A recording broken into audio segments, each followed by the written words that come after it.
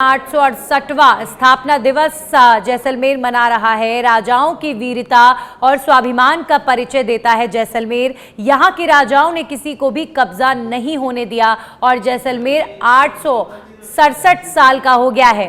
इतना ही नहीं, त्रिकुट पहाड़ी पर खड़े सोनार दुर्ग ने कई हमले और प्राकृतिक आपदाएं झेली हैं, लेकिन कभी भी डगमगाया नहीं।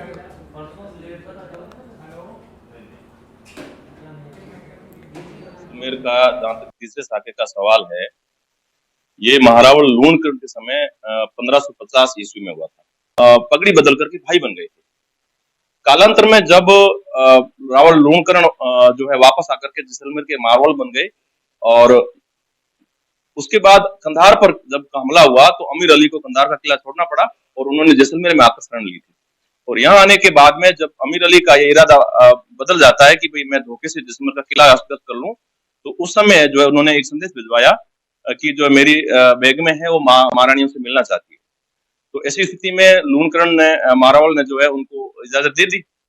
आप ये देखें कि जैसलमेर का जितना गौरवपूर्ण इतिहास है उसमें हमारे यहाँ के वीर जो हुए क्षत्रिय, उनके साथ के साथ क्षत्राणियों का उतना ही बड़ा योगदान है। आपके जो 2.5 साका जिसको आधा साका माना गया, मैं उससे कहता हूं कि वो दूसरे साकों से भी अधिक महत्वपूर्ण है, क्योंकि जब उन्हें पता चला, अमीर अली ने जब महारावल लूणकरण के समय में उन्होंने विश्वासघात किया और यह कहा कि हम आपकी रानियों से मिलना चाहती हैं और उनकी वेश में उन्होंने अपने सैनिक भेजे और हमला किया, तो जो वीर सैनिक हमारे यहाँ मौजूद थे आला जी के नेतृत्व में, उन्होंने सभी रानियों का सर धड़ से अलग किया और उन्होंने अपनी प्राणों की आहुति हंसते हंसते देकर और केसरिया पहनाकर वीरों को रवाना किया और वह युद्ध ने जीता।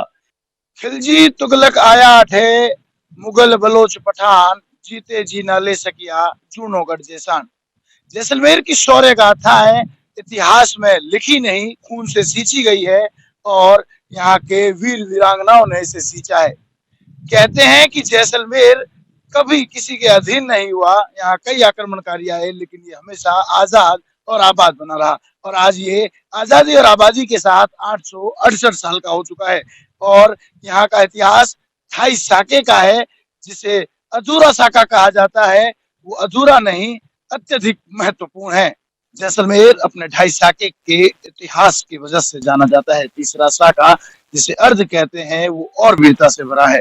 उस वक्त तत्कालीन महारावल के मित्र और पगड़ीबंद भाई अमीर अली ने अपने सैनिकों को बेगमों के भेष में बेचा और जब अचानक हमला हुआ तो समय की कमी के कारण जोहर नहीं हो पाया, लेकिन छत्रानियों ने अपने सर को धड़ से अलग कर तलवार से धार स्नान की और इसी वजह से इसे और महत्वपूर्ण और वीरता से भरा माना जाता है।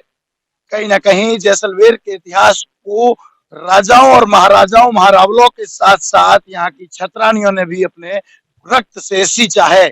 श्रीकांत व्यास, सच पे धड़क, जैसलमेर।